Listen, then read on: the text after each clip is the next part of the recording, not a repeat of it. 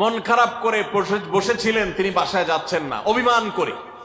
ওমর রাদিয়াল্লাহু তাআলা আনহু বিষয়টা বুঝতে পেরে, তার মেয়ে যেহেতু নবী সাল্লাল্লাহু আলাইহি সাল্লামের স্ত্রী, তিনি সেখানে গিয়ে ভেতরে প্রবেশ করে তার সাথে কথা বলে তথ্য উদ্ঘাটন করে সেটা মিটমাট করার ব্যবস্থা করেছেন।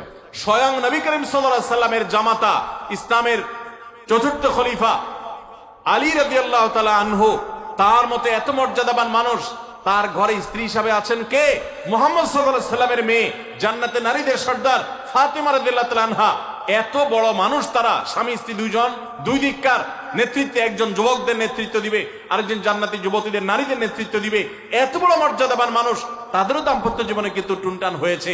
একবার আলী রাদিয়াল্লাহু তাআলা আনহু এসে মসজিদে টানটান হয়ে শুয়েছিলেন মাটিতে, মনটা খারাপ, ঘরে একটু হালকা ঝামেলা হয়েছে, তো এই জন্য মসজিদে নববীতে এসে মাটিতে শুয়ে আছেন। নবী করিম সাল্লাল্লাহু আলাইহি ওয়াসাল্লাম দেখে বুঝতে পেরেছেন, টের পেয়ে গেছেন যে কিছু একটা হয়েছে বাসায়। তখন তিনি জামাইকে ডেকে বললেন, কুমিয়া আবা তুরাব, এ মাটির বাপ, মাটিতে শুয়ে আছেন। এজন্য রসিকতা করে বললেন, এ মাটির বাপ, উঠো, দাঁড়াও, দেখি কি হয়েছে বলো।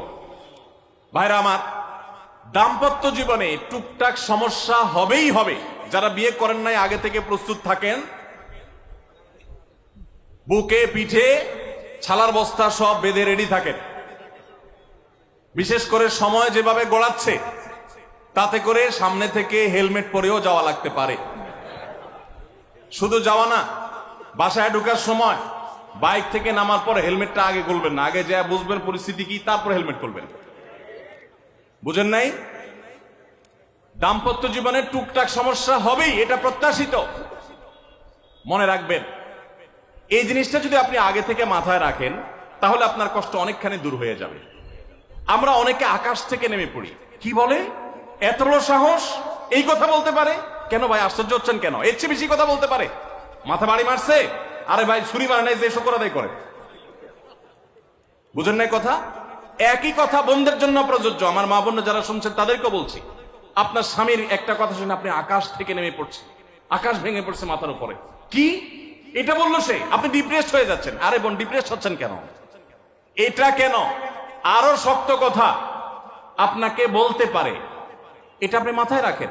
কারণ দিন শেষে তিনি মানুষ, তার ভুল হতে পারে, একটা সময় তিনি তার ভুল বুঝতে পারেন।